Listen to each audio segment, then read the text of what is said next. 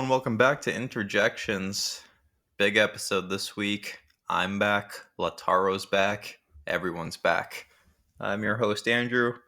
Mikko, Irfan, and Jay with me. Mikko, how are you doing? Thanks, I'm doing great, and I gotta say, I'm so vindicated that it's hard to describe in words, but I'll try. No comments. Jay, were you able to get any sleep last night after that thrilling Milan comeback victory? Yeah, that kind of ruined my mood ahead of the Lecce game, but thankfully we responded with a convincing win. I'd also like to take the opportunity to wish everyone a happy Australia Day and use the platform to give a shout out to a great Australian currently achieving just unheard of heights in the Premier League. I'm talking about Ange Postecoglou, of course. He is on the verge of relegating Tottenham, and just what a stunning achievement from a fellow Australian. For myself, it was a hot day. I was out and about celebrating Australia Day, aka Colonization Day, or whatever else you want to call it, greeting the locals with the customary Australian greeting, which is, I grew here, you flew here. So, all in all, just a fantastic weekend. I'm glad you clarified because, frankly, I have no idea who this Australian manager is. Which I'm proud of your countryman for being able to go abroad and make a living for himself, even if it'll be short lived. Irfan, I heard you had a flight to Colombia yesterday. How are you doing? Doing well. I'm concerned about Napoli and, of course, Juventus being completely and utterly useless. And But yeah, but I'm sure we'll get into it. But overall, all good things, and definitely glad we have our captain back. Are you talking about me or Lautaro, just to be clear? Both. We'll talk about the Juve game. I did watch most of that. We can complain about how useless Thiago Motta is this season. So we'll start off by recapping the victory over Lecce yesterday. It wasn't dramatic. It was clear from the get-go we were going to win that match. Frattesi puts us on the board early, and we never really looked back. A couple VAR goals taken away, offside goals taken away in between that and our seconds. But it was nice to get away with resting a few players ahead of this key Champions League match against Monaco. So the final score was probably a little flattering for us, but a clean sheet, nice to have, and Summer played really well. If there are two things to call attention to in the match yesterday, I think number one is Frattesi. I thought yesterday's match was Frattesi in a nutshell. He had a great first goal. Thuram did most of the heavy lifting, but Frattesi made that just knowledgeable, instinctive run into the box, knew where to be, converted the chance. He had the offside goals, and later in the match, he won the penalty. And it was just, this is him as a player. He has that nose for making key runs into the box. His positioning is excellent, and he's a better finisher than pretty much any striker on this team on most days. So, in the same vein, though, he didn't play he wasn't that impactful when he wasn't making runs into the box. I can't point to great moments he had defensively in the match. I can't point to great passes he had during the game. It's that killer instinct in the box at his calling card, and I just thought you saw yesterday everything Frattesi has to offer. That's who he is as a player most days, and it's a useful player, but it's probably a luxury for a team like us when we have no money. And the other headline I already touched on from the match, which is we can officially say Lautaro is back. A beautiful finish, an elite goal that was reminiscent of the types of goals we saw from him at the beginning of last season, just in terms of quality, in terms of the way he struck the ball. There was an actual class involved. He wasn't falling to the ground. And we're talking about the Lecce match, but he also scored earlier this week in Prague. And this is the point I was trying to make Mikko earlier this season, which is that this team life is so much easier for this team if Lautaro is scoring, and they can exist without him scoring. But think about how easy these matches were this week because Lautaro scored, and it's imperative he's going to be in good form as we head into what's going to be the most important stretch of the season here, starting on Wednesday against Monaco before the Milan Derby, and then we have a few really tough matches after that. So it's great that he's rounding into form. It's great that he's back. And yeah, so starting on Wednesday, our fixture list is about to become a gauntlet. We'll preview the Monaco match, but I guess I don't want to get too far ahead of myself. Mikko, what are your thoughts on Frattesi and Lautaro? You described Frattesi pretty well there. I would say that it's nice to see we can manage the matches like yesterday with Frattesi starting, manage them like we did yesterday. Because especially in a away match like this, to me when I'm watching us play and Frattesi is there are many times moments when we have a ball, maybe Dumfries, maybe Zielinski or whoever is on the pitch there, and they are about to pass to Frattesi, and I'm looking like, okay, it's a pretty tight space, like, oh my god, don't pass to him, and it's always a bit kind of a tense moment when he's getting the ball in the midfield, because it's somehow his technique is just not enough for our game. And okay, we've talked this many times, and it's just funny how it's always like that. And I think yesterday he maybe tried to be a bit more involved. I don't know, maybe it felt a bit like that, but as you said, most of his contribution to our game is those runs, and well, he did pretty well yesterday. 1 goal, 1 penalty drawn, one another goal which was obviously offside, but it was well taken anyway by Frattesi, or the run was well taken. So yeah, it was evident when it was announced that okay, Frattesi is going to start. It was clear that okay, Aslan is not going to start, because Aslan and Frattesi, that doesn't play well usually, and that seems to be the case with Inzaghi as well. So that's how it goes, and yeah, Frattesi does his thing, and I want to comment about generally about Frattesi, that to me regarding the transfer rumors, to me it seems that he is not going anywhere at this point. Roma doesn't have the money, and everything Inter like Marotta, Inzaghi, even Frattesi himself, they talk that okay, he's staying and he's fine here, and Frattesi talks that he's fine here. And actually I just today I read a comment by Frattesi that he's been a bit down lately because his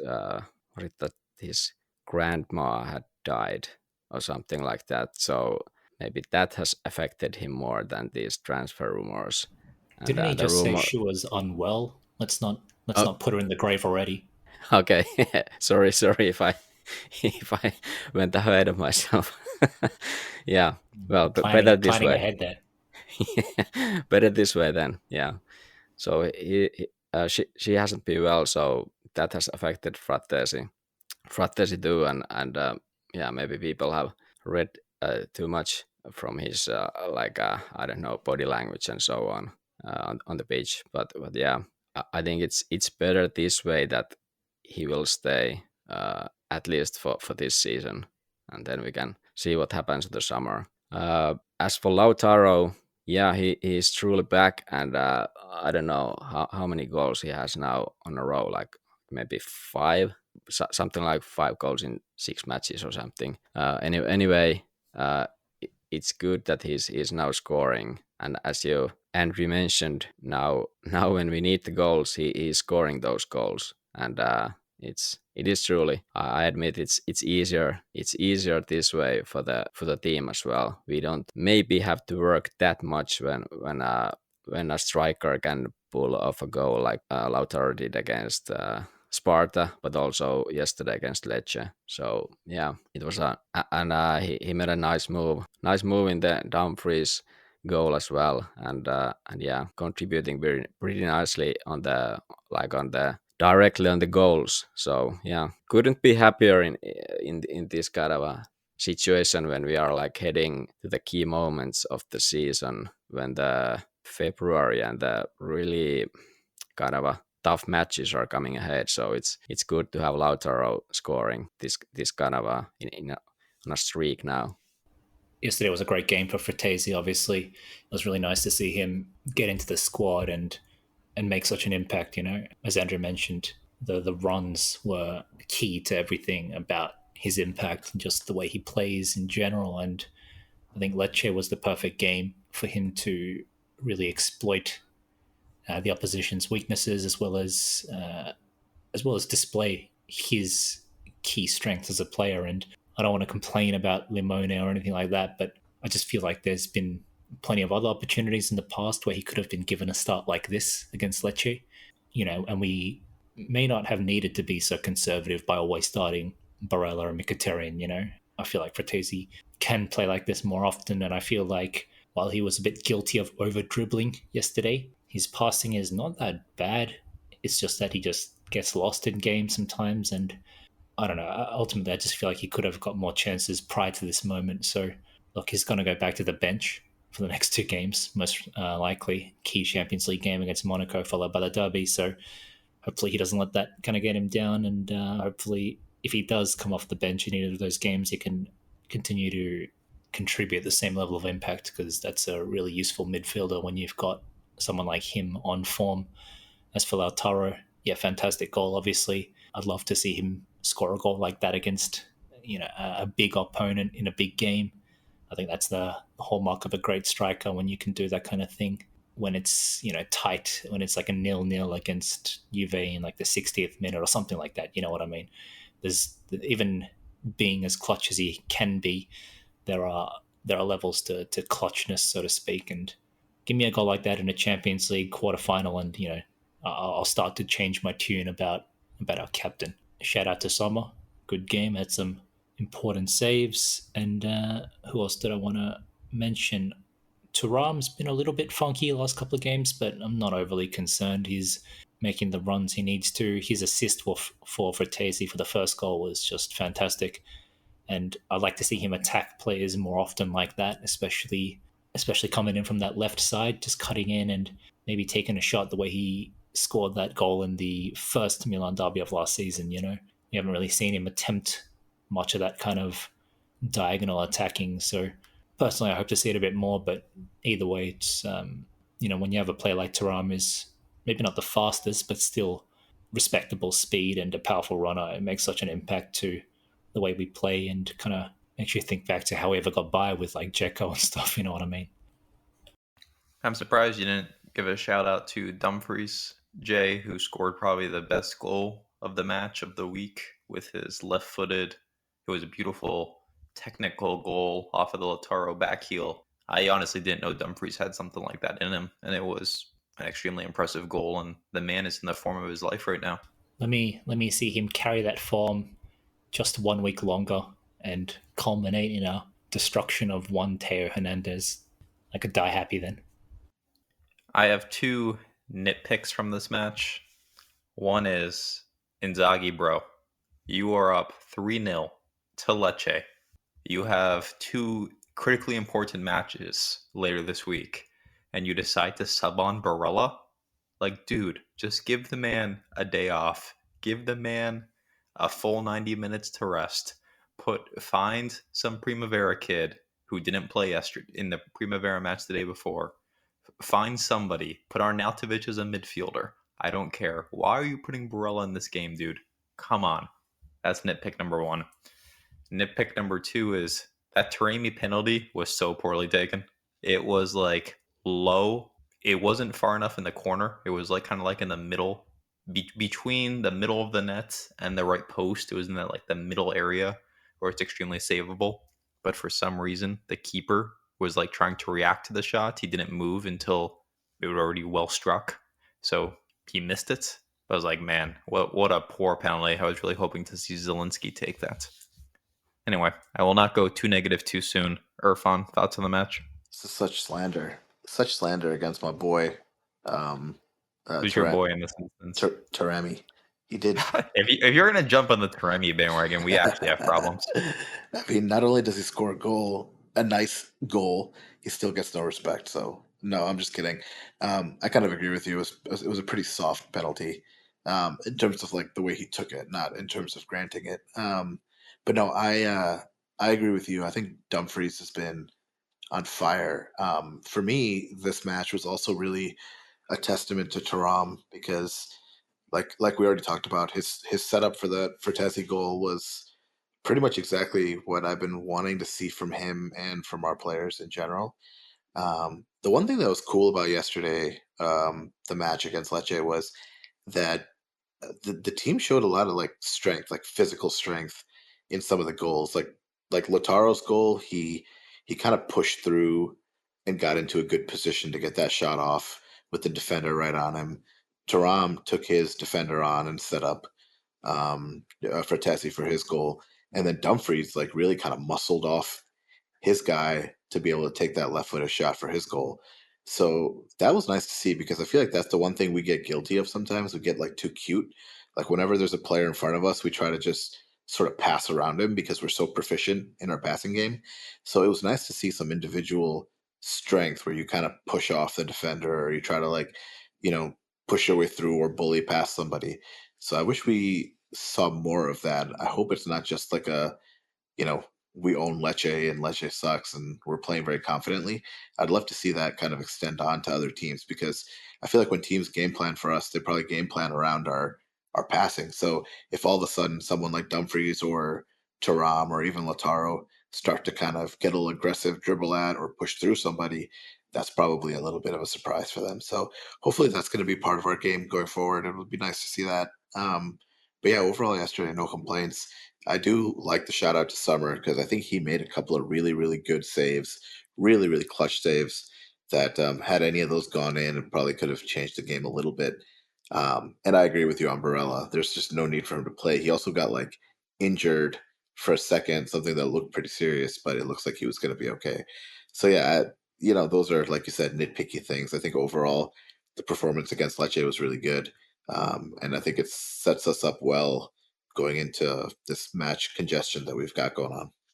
Not to be a contrarian or anything, but I thought Thuram's penalty was fine. Yes, it was fairly central, but it was struck with power, and it's kind of the penalty that he's deliberately looking to kind of fool the keeper. You know, it's not just he shot it kind of central the way Lautaro has kind of missed penalties in the past, you know, just at this comfortable height and not quite in the corner. Yes, Taremi's was so, but he's fooling the keeper with like a straight run up, you know, to the ball, and then opening his foot up at the last minute to side foot it to the right. So I think it's fine, to be honest, but whatever. Again, a nitpick. One last note on Zielinski. I thought he was fine. I'm still waiting for him to have like a really all-round great performance. I think he's had a few really solid performances, like namely at Man City, and did he not win the man of the match for the Man City game? I think he did, or maybe that was for the Juventus match. I can't remember, but no, surely Yildiz won man of the match for that one. Either way, he's had a couple of good games earlier on in the season. Then I think he was injured for a bit and hasn't played much since then, but a little bit muted for my liking. I would have liked him to be a bit more authoritative and put his mark on the game. I mean, other than murdering Kristovic with that dribble, I thought he was a little bit too quiet. So hopefully as he gets more accustomed to the role and just more familiar with more game time, then we'll start to see more of that Napoli Zielinski. But otherwise, yeah, no real complaints. I gotta also comment about the penalty. Like, I cannot understand how can you find a scored goal from a penalty to be like a poor one. But I guess this is on brand of this podcast, so I'll let it go. Not I, every I, penalty that goes in is a well taken penalty. I don't really care if it's a goal, but okay, there's levels, but in this case, I can't see a poor penalty. It was like it was nowhere near to be not a goal. Maybe in Lautaro's penalties, some of the penalties that can be the case, but come on. Well, my reverse psychology worked. I got Mikko to Flanda Lautaro. You heard it here first. Mikko thinks Lautaro can't take penalties. I agree. He can't take, or someone else should take them for us. Let's put it that way. But Taremi can take them. He's a good penalty taker. It only took him 7 months to get off the mark in Serie A. You know what a impact signing this guy has been. Huh? Yeah, he has 2 goals, 2 penalty goals. That's it. It's a bit weak. No, he scored in the Coppa, in the Super Coppa that we Yeah, lost. this is his first league goal. True. I already forgot that I useless tournament. Yeah, I don't want to go down this path right now because we're trying to be optimistic. We're rebranding as the positive Inter-Pod. But man, like when you look, Jay, you're talking about Zielinski not really having a like takeover a match performance. Like he's just kind of been all right. Taremi sucks. Joseph Martinez may or may not exist, and Palacios is on the verge of being loaned to Monza or Leverkusen because he doesn't play here. It's like well, what a great summer. Well, what key impact players we've added to the squad. I'm telling you, man, we're spending this Mercato loaning out failed signings from last Mercato. This has been the worst set of transfer windows of all time. Fucking 0 out of 0 for both of them. It's all now right, the 27th of January. Let's move and on. We're no closer to... And it's clear we're not signing anyone. Our biggest signing will be keeping Frattesi. You know what I mean? Like, it sounds like we might sign someone if we dump Buchanan. I don't even think we will. There's no time left. Yeah, I saw the like latest. 4 days. I saw the latest was that he would Inzaghi would like to keep him. Why? I don't know, but he doesn't play. Maybe he was so good yesterday. Oh yeah, well, he was one of the only shit players. I mean, you just watch this guy and you can clearly see that he's just not up to, like, I'd even say like European standard or like top European league standard. Belgium might be the place for him, and it's just another 7 million or whatever we paid for him isn't much, and he's got a low salary, so yes, it's got a low impact on the books, but then you add up all these useless fuckers and it adds up, man. It adds up, and I just cannot understand why we signed this guy. Obviously, he had a really tough break with that was a completely unintentional pun about his leg break. He had a tough break with his leg. That's right. He had an unfortunate roll of the dice, but it's clear that the quality is just not there, and he's so timid as well. And again, it's all part of, recovering from injury, being out of the squad, not playing much, low on confidence. It's all kind of linked, but he's, at least on paper, moderately skillful and agile and attack-minded. So if you bring him on, you kind of want to see that, but he's just... it's just not happening for him. He needs to go. I think you saw the progression with Buchanan of like when he first joined and he was playing left wing back, he would try to use his speed to get around players. He's not even that fast. He's fucking for slow our as squad, shit. He's Usain Bolt compared to the rest of our squad. But he would try and use his pace to get around players, and then he would end up being thrown to the ground by defenders. And Mikko, I'm sure you remember, like in his first few matches, he was always looking for fouls, and I honestly would say there were some instances where he deserved them called, but like, how Serie A works, you need to earn those fouls, and they don't give it away lightly. Yeah. So then he gets thrown to the ground, he loses the ball because it rolls out, and then he just stops trying that after a while, and now he's a pass-back merchant where he just turns around and passes to the closest guy near him because he's afraid of doing anything. Yeah, utterly cocked player. But if we're going to go with actual news rather than doom and gloom, so Palacios apparently is on. We've reached agreement to loan him to Monza, and now it's up to the player whether or not he's going to accept the loan to Monza. I honestly can't imagine Palacios playing meaningful minutes for Monza this season. I think he will play about as much for Inter as he will for Monza, who are fighting for their lives in a relegation battle. I could be wrong. Maybe he'll go to Monza and find minutes. They have played our youth in the past. So that's kind of Mercato watch as we head into the final week of the season. Like Mikko said, Frattesi is going to stay. It looks like Palacios can leave if he wants to. And then you had the Canadian national team manager, Jesse Marsh, coming out and saying that Buchanan has asked Inter for a loan, and now it's really up to Inter to satisfy him. Some German guy, I think I think it was a German guy, came and said that Inter can't loan Buchanan abroad because of tax reasons. So if he gets loaned, he needs to stay in Syria. Oh, true. It's a What, growth Bernard? decree thing. It's a growth decree thing because we signed him a year ago, so I think it was valid still. So we would lose the tax benefit if he goes outside of Italy. So why I, are we getting rid of Palacios? Like I understand he's probably not going to play that much, but it seems like Acerbi's like quiet quitted our team. So like, don't we need another body even? yeah, I don't know.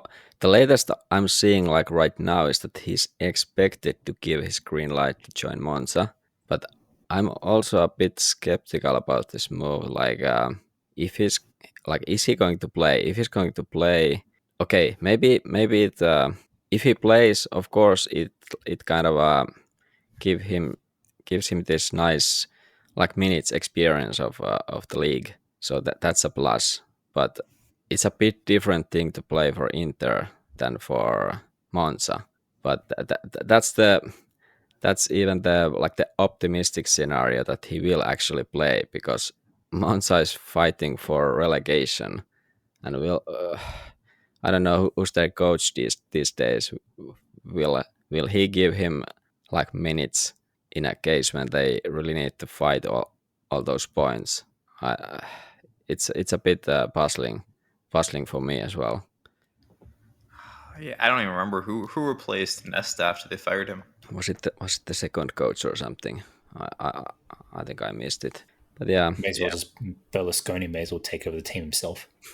Oh my God! You know who the manager is? It's Salvatore Bocchetti, who A former was Inter player. Yeah.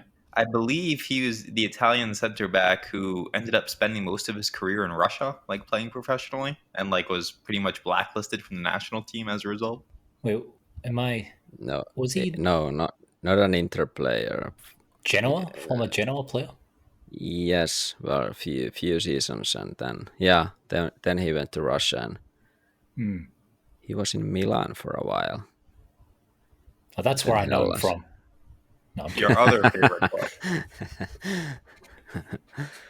Just quickly before we move on, as Andrew mentioned, we're about to head into a gauntlet of games, and it was not even, it was like a week ago when the three of us were talking about the Bologna game where we drew 2-2, and fatigue was one of the points mentioned about, the players looking kind of leggy. We're not even halfway through the season. It's a bit early to be feeling leggy, don't you think? Especially with the games only increasing in difficulty. And I got to agree with Irfan, as useless as Palacios is, we still should have him as a body. And I mean, look, the fact that we're not signing anyone is as disappointing as it is utterly predictable.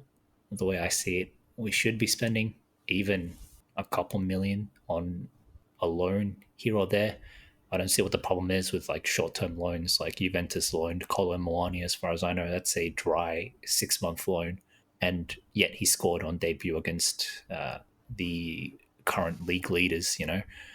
There are good players. There's always good players who are having a hard time finding minutes at their club and just want like a quick 6-month, basically vacation elsewhere where they can play themselves back into form and back into contention because they won't have the Like opportunity at their current club. Pretty much, but yes, yes, there you go, perfect example. We're happy to oblige that to other teams, but we're not considering that ourselves. Why do we not just go find some dickhead out there alone? There's got to be someone. But it wouldn't be a vacation if you come to Inter and like it's Inter is you know what I mean. It's a reprieve from their current situation is what I mean. Like Kolo Muani is not joining Juventus for a vacation. He's joining Juventus to get away from the inability to play at PSG, and it's a mutually beneficial kind of thing. Again, there's got to be players out there who are struggling to get game time at their current clubs who could use a short opportunity elsewhere, even if it is short term. But I think that whoever would come to Inter, he would struggle to get playing time here either. Like it would be a bench role anyway. Yeah, we're not loaning someone to start. That's all we need. Like Kolo Muani started over Vlahovic, I believe, on Yeah, it's a bit different. Sunday. It's a bit different. Saturday, but still, But like, you but don't I think you could convince someone to like come and be a Trent Sainsbury? Like, hopefully, I, someone of higher quality, but like they come in and I they would play sparingly as the backup central defender, and when DeVry picks up a yellow in the 10th minute of the match, you have someone you can feel confident like subbing him off for.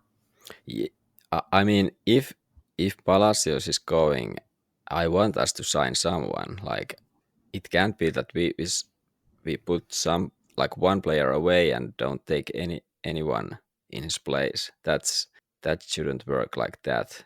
So I don't know. I'm not confident, but I really see that we need to do something in the market, and it's not it's not many days left, so we find out soon what's gonna happen. Is it Friday or is it later the deadline? Any I know the idea? 31st is on Friday. I Yeah, honestly don't even know when the window closes. yeah, me neither. But yeah, I we want to hear Irfan's thoughts on this. I don't honestly have much to say on this. I'm like so I, s- over. I'm so I set over you up. I know. I'm Fucking just so. set you up, and that's what you come up with. Yeah. Look, we just want to loan Aslani out. I know. I'm just so tired. Like honestly, the whole transfer window and the whole personnel department is just extremely frustrating for me. But I've kind of accepted it also because I think this is like a year zero for us, and so I kind of just accept that a lot of the stuff doesn't make a lot of sense, but it seems to be working so far. So I'm kind of just going with it, trying to be a little flexible and just go with it. You guys should try the same because trying to analyze what's going on and what makes sense just doesn't really make sense. I like that. I like that. But let's talk about transfers next week because the deadline is on Monday, February 3rd, actually. Oh, So I we know can, that. yeah. So we But can. I fully expect Frattesi to stay, and then I still don't know why we would get rid of Palacios. I guess we'll just have to see. Okay, well, I do not want to talk about the Sparta Praha game. This was a 0.9 xg, 0.4 xg, just complete barn burner. What a match, am I right? But Mikko is contractually obligating me to talk about it, so I will summarize my thoughts by saying Lautaro, he's back. Everything else, not great. Mikko, your thoughts on the match? Yeah, it was not great, but uh, I guess at this point we take the 3 points and that's enough for now. But yeah, I guess we all expected a little more from that match. Maybe maybe the positive on top of the 3 points from an away Champions League match is that we kind of like against Lecce, it looked pretty like the score looked nice 4-0, but I think the match was more difficult than that when you looked it. It wasn't like it wasn't an easy one, even though we eventually made it pretty easy and we were able to rest guys. But I think the Sparta match was they weren't able to do like almost anything against us. And it felt that it was pretty, I wouldn't say we were able to rest, but I think we didn't have to put too much energy into that match because I don't know, maybe they were like afraid of us so much that they just kept on their half and they didn't do much and we were able to contain them so well that it was pretty easy in the end. I don't remember, like, did they have like any even half chances in that match? I remember at least on their end, we had like Lautaro had like a pretty good chance which he didn't score, and like later in the match, instead of the chance he scored from, which was like super low xG, obviously, but yeah, all in all, pretty uneventful. Uh, but we definitely take it since it was worth a lot when it made us possible to or it made possible for us to make it to top 8 quite Our confidently Champions now. League form has been wildly over exaggerated. I mean, we've picked up the points, and at the end of the day, obviously that's the most important thing. But the games have been so fucking shit, man. Like the inability to kind of play our regular style in Europe has been, I think, incredibly noticeable and a wildly stark comparison to how we're performing in the league. I don't know if there's like a specific instruction from Inzaghi to be more conservative or to be more restrained, but it's night and day between how we play in the league, the freedom, the confidence which we play in the league with, compared to how tight and just tense we are in the Champions League. And yes, we haven't conceded many goals. I think it's one goal in however many Yeah. games. It's obviously great. Just one. Maybe that's the trade-off, and you could say it's a worthwhile trade-off, but I'm just saying it's not like we've been particularly great in the attacking side of things either. We've scored We've scored what, 8 goals. 5, 8 6 goals in goals? 9 matches. 8 goals 8 in 9 goals. matches. 8 goals in 9 matches, with 4 of them coming against one team. You know what I mean? Yes. Yeah. It's 8 goals in that's not 7 great. matches. That's not great. Oh, 8 Yeah. goals in 7 matches. Yeah, But yeah. I was going to say, does it seem it has to be purposeful, right? I mean, what do you guys think? Because you're right, Jay. Like we play very different, just tactically, in the Champions League than we do in the league. It's got to be purposeful. It's got to be the way Inzaghi's instructing these guys to play. I can't believe that over the span of 7 matches, we've basically played the same exact way in 6 of them. It's got to be something that's instructed from the players, because it's a stark difference the way we play. I have a theory, and it's that we tend to play our backups in these Champions League matches, and with the exception of maybe the City match, how many of these games have we gone out with our A team trying to win the match? It's been a lot of Taremi starting. It's been a lot of We didn't do Arnautovic that. starting. We didn't do that in the City match either. The City match was also Bisek, Yeah. Zielinski, Taremi. Taremi. Actually, this Sparta match, we had probably the best lineup. Yeah, this is the best Champions League lineup we used so far this season. Other than that, it's been a lot of heavy rotation. I remember the Leverkusen lineup was a complete joke. So maybe that just speaks to the complete lack of depth we have, that we're rolling out. Well, or maybe it speaks positively to our depth, that we're rolling out this B side of players we don't want on the pitch, and they're grinding away results, and it's still good enough for top 8. But I'm buying Irfan's theory. I'm buying it. That's not in line with my agenda. Well, for all the negative things I have to say about the match last week, it does set us up nicely, at least, where we know what we need to do against Monaco. We're going to play a full strength squad against Monaco, and maybe this will be a good litmus test. If we roll out, Lautaro, Barella, DeMarco, Thuram, and we look horrible against Monaco, I will go with Irfan's theory. But if we, smash Monaco, we look great against Monaco, I'm going to attribute it to Taremi blows or Arnautovic blows. But I believe the situation, Mikko, as you were saying, is 1 point is good enough to qualify for top 8, and that will go a long way towards relieving us of some of this fixture congestion, because we'll get to bypass the 1 round, skip a couple matches that might help free up the calendar a little later in the season. So if we're still in the Scudetto race, it will put us on an even playing field with Napoli, as we'll go down to 1 match a week for a couple weeks. Yeah, I feel like that'd be very nice, because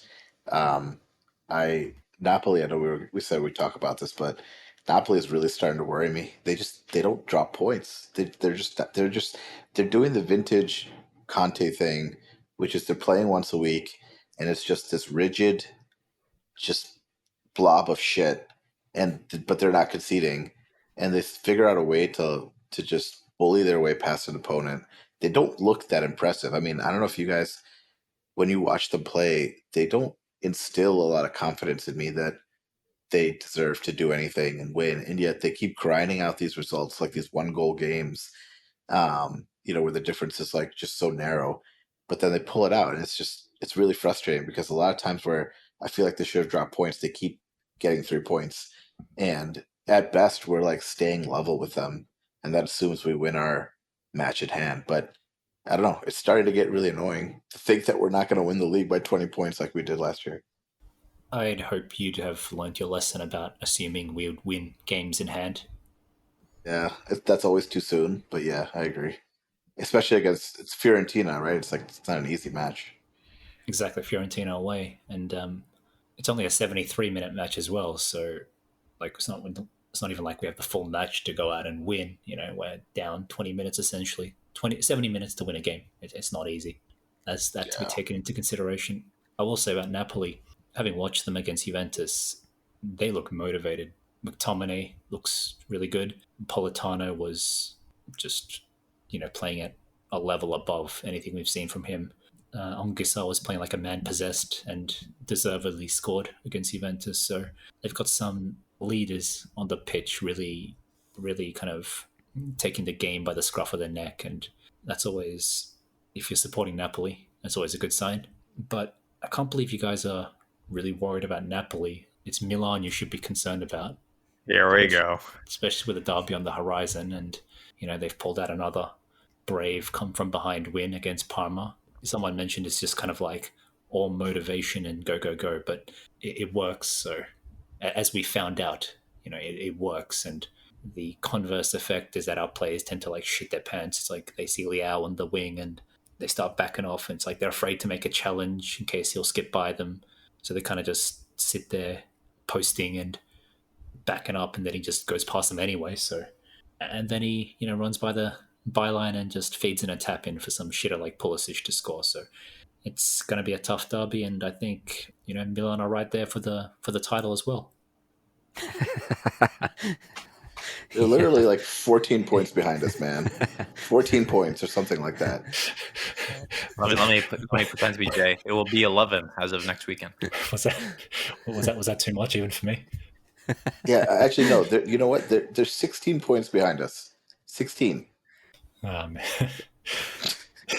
Even if you give them the derby win, that's 13. Okay, they're not a threat. Let's warmongering. This sheer warmongering going on over here. Milan hawking.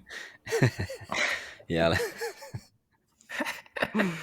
All right. Well, we're gonna do we'll get into the Milan thing. We're doing a special derby preview for you all after the Monaco match, so you can put in your calendars, mark it down on your phones. Get ready for that episode of Interjections to drop. But we got to focus, eye on the prize, all eyes on Monaco until Wednesday. Yeah, I was thinking when you, I don't know who was to mention that we need to play with our first team against Monaco.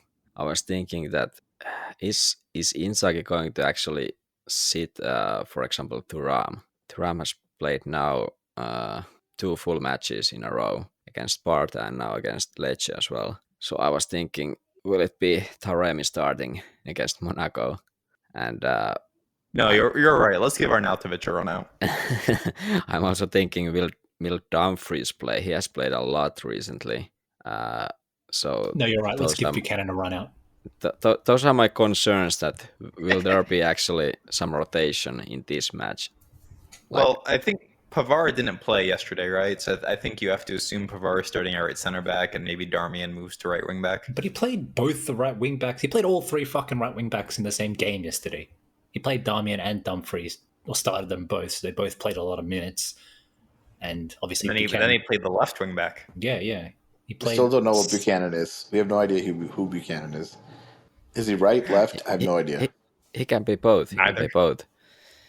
He can't be both, Mikko. He's barely one or the other. He's barely even one of them. He's the jack of all trades, except he's not good at either. He's 0.5 of each. Good enough.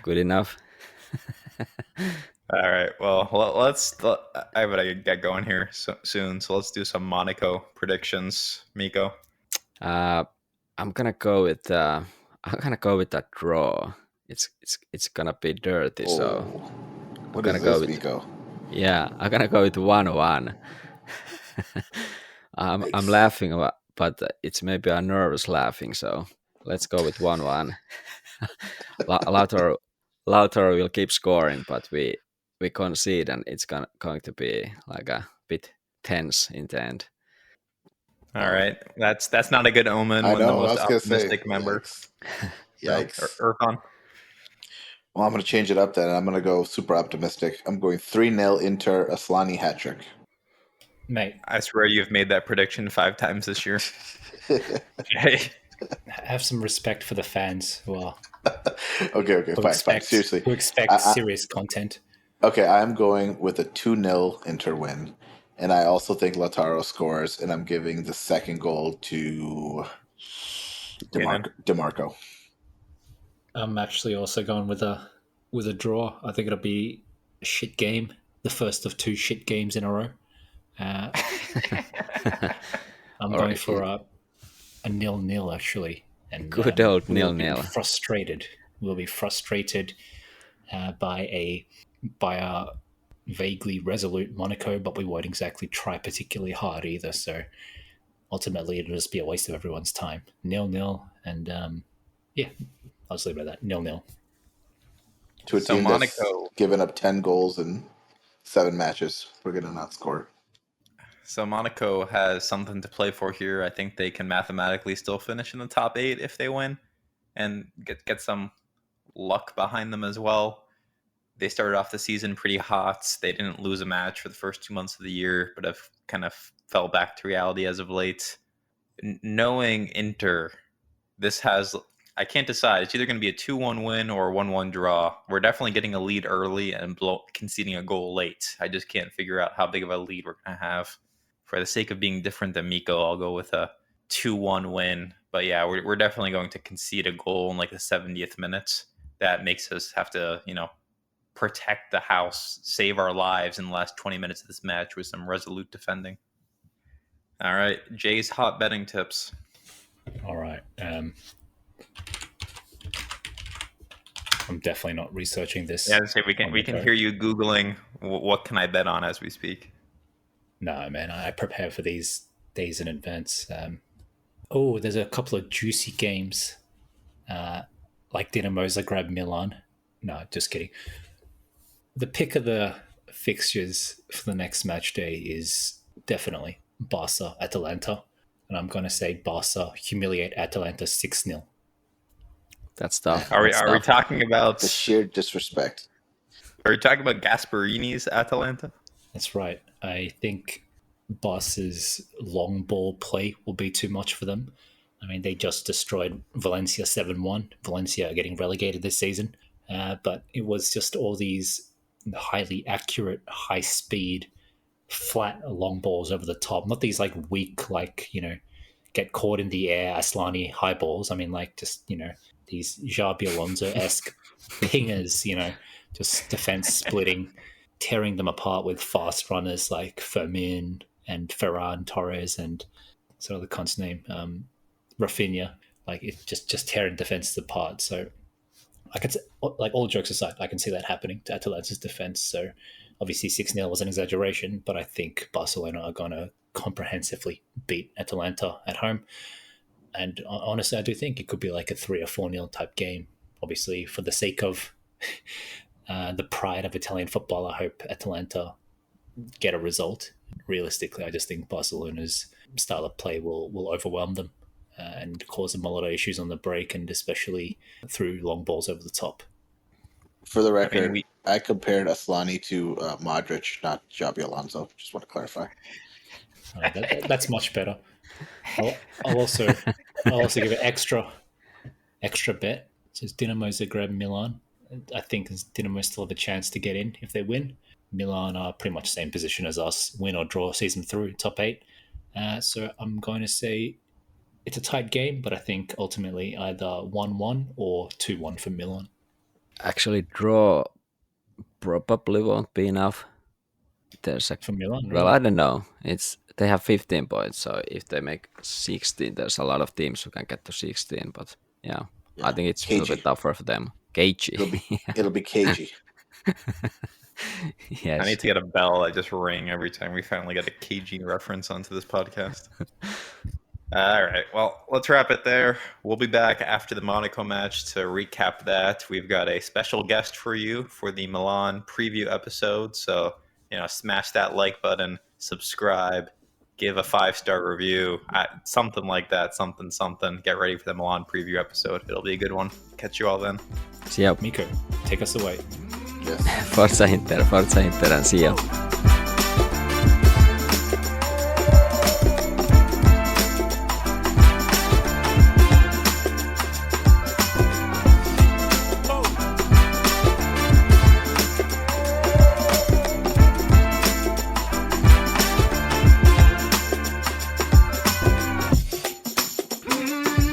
Come on.